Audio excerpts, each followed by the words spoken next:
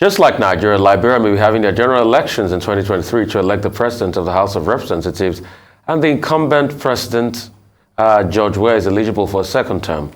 Last week, we had the former vice president and presidential hopeful, Joseph Boakai, on the morning show to discuss his plans and key pillars of economic development in Liberia.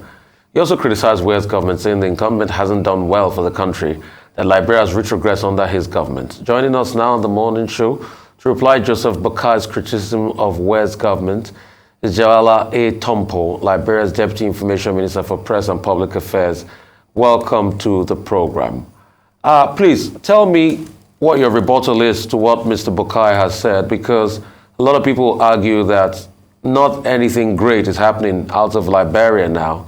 The healthcare system is still problematic. There's still massive unemployment for the young people, and the indices are not good in favor of Liberia. There is still massive poverty across board. So tell me the things you think that are different from the narrative that is being put out there. Good morning, and thank you so much for affording me the opportunity to come on this popular and widely listened to and monitor program in Nigeria. I'd like to pay homage to the Nigerian government. I'd like to thank you and the people of Nigeria. And I also like to say hi to my colleagues who are in Nigeria. I have friends from the journalistic background who are in Nigeria. I'd like to thank you all for affording us the opportunity. And when I listen to the former vice president who and myself worked at the Liberian Senate, and when he was serving as president of the Senate, and I was serving as director of communication for the Liberian Senate. And when he said what he said, and then I laughed because he misled the Nigerian government. He misled the people in Nigeria. He misled everybody. Not everything he said 100%. There was nothing truth he did not say to the Nigerian government. And I think as somebody who wants to lead this country, he needed to be honest and truthful to the Nigerian government, to the people of Nigeria, and to the rest of the world, so that people will understand the sincerity in his voice and in the person he is. But that did not happen.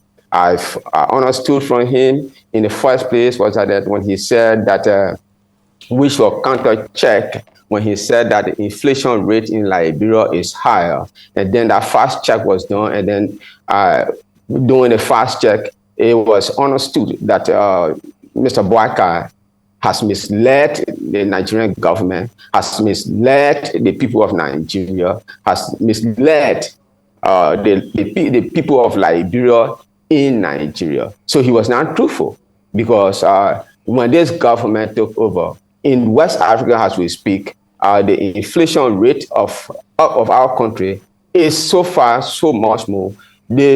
To the extent that even is the lowest as compared to in Nigeria, where he has gone to boast of what he needed not to boast of. So I mean, he was never truthful. And the next thing he talked about was that he talked about the suffering of the Liberian people. Look, Okoli, I like to be honest to tell you. This country, Liberia gained her independence in 1847. Since 1847 to present, everything has not been rosy. And to the extent that even the 1989 conflict, the bloodbath from 1999 to 2003, a further exacerbated the suffering of the Liberian people. So when we took over as a government, what we tried to do was that we tried to make the country open up. We try to make the country open up to the extent that even as we speak, despite of all of the criticism, we have not had any political prisoner. The first thing, and our focus as a government, is to making sure that we have the road connectivity, which is key.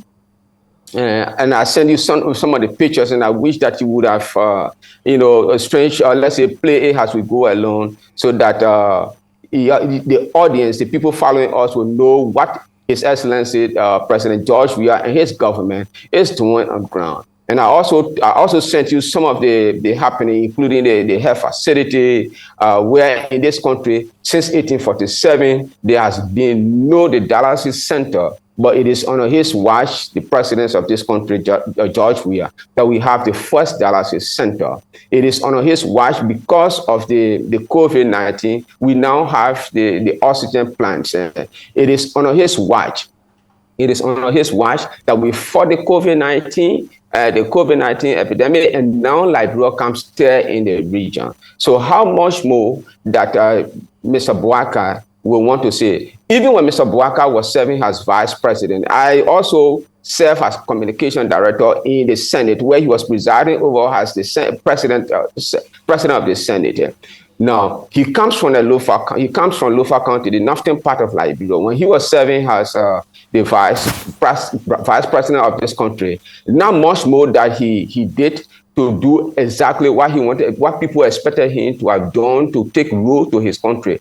And everything after the 12 years of the governance, after 12 years of the rule, the only thing that the Liberian people could hear from him was that we squandered the opportunity. Today, I can boast of the progress that we have made as a government, taking a particular role leading to his home, to his birthplace. And that role, in the not too distant future, I can say it is, in progress and well on course. All right. The next thing I'd like to the next. Mr. Tonpo, thanks for highlighting some of President George Weah's successes in the last 5 years. I'd like you to speak to another statement that Mr. Boakai made with regards to the absence of leadership. Bearing in mind, he said that Liberia is cruising on autopilot, bearing in mind that your president has been out of the country since the end of October and has said he'll be returning on the 18th of December.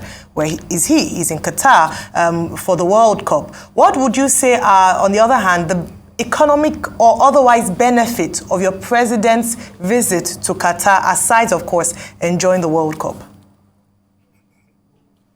Thank you so kindly. And I knew that this question would have come about. And that's what I said, Mr. Boakai. Joseph Newman Boakai was never sincere to our friends in Nigeria, to the government of Nigeria, to our family members in Nigeria, to my professional colleagues in Nigeria, when he said that His Excellency, the President, George Weah, is in Qatar watching the football game. Now, I'd like to take it back. When the President, His Excellency of the Republic of Liberia was leaving, there is a back-to-back trip. There's a back-to-back trip that he was going on. Okay, so the first trip he has to go on was the trip in Morocco, the May Days Forum. From the May Days Forum in Morocco, he has to go to the COP27 in Egypt, Sharm el-Sheikh. And from the Sharm el-Sheikh, he has to go to the Paris Peace Forum, the 5th edition of the Paris Peace Forum. From the Paris Peace Forum, he has to go to Qatar. For Mayo, George Weah is a celebrity. He comes from that football background. So he was invited in Qatar. He has gone to Qatar after the opening match of the World Cup. He has to go back to Monaco. From Monaco, he has to go back to, now he has entered the USA. So, when Joseph Boakai and his light continue to spew the misinformation, deceiving the audience that George Weah has left from here, can you imagine a president of the Republic of Liberia, of a country, will go and sit in one country just for the length of days he talked about?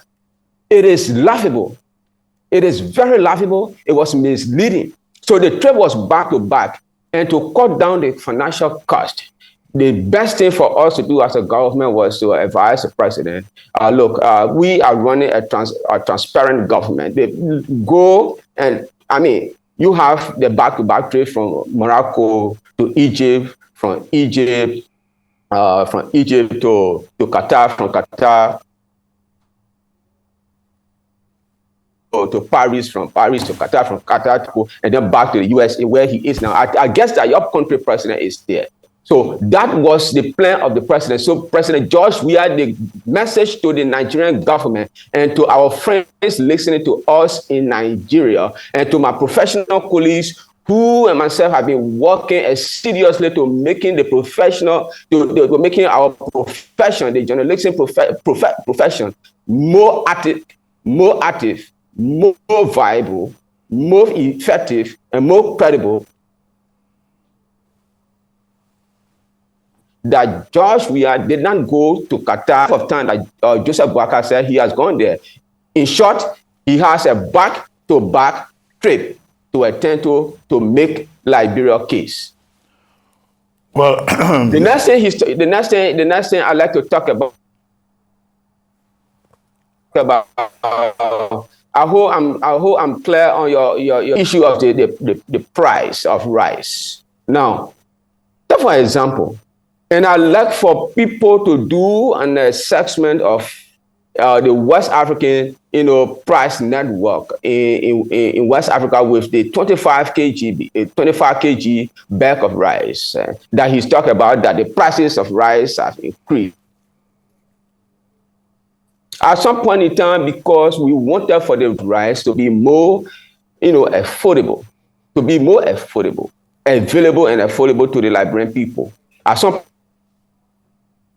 photos, we're breaking the rice, and rice is a staple food of our people, our country. So when the price, because of the global crisis, the COVID-19, followed by the Ukraine and the Russian war, and then you have so many, issues of the price, increasement, and people have changing their diet. So, but for us, the best thing for us to do was for us to take the bag of rice from where it was to carry to where we have put it, $17 for importers and $17.50 for the retailer, so that it will be affordable and available. Now, we have gotten, and that price will not change anytime soon. Mind you, the World Trade Organization, WTO, has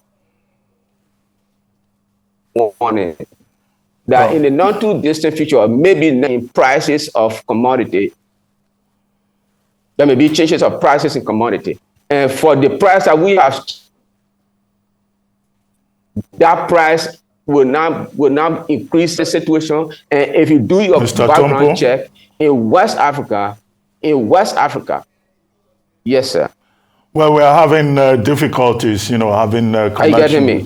Yeah, well, the audio keeps going in and out, although I would have loved you to comment on two things. One, that President George Weah and his, acolytes have stolen money meant for National Housing and Census exercise. That was a major charge about corruption. And then Mr. Boakai also said that the way President Weah is going is likely to return Liberia to conflict. After 7 years of civil war, that would definitely be of concern if it is true. Maybe because now in the internet, the fluctuations of the internet, if I understand.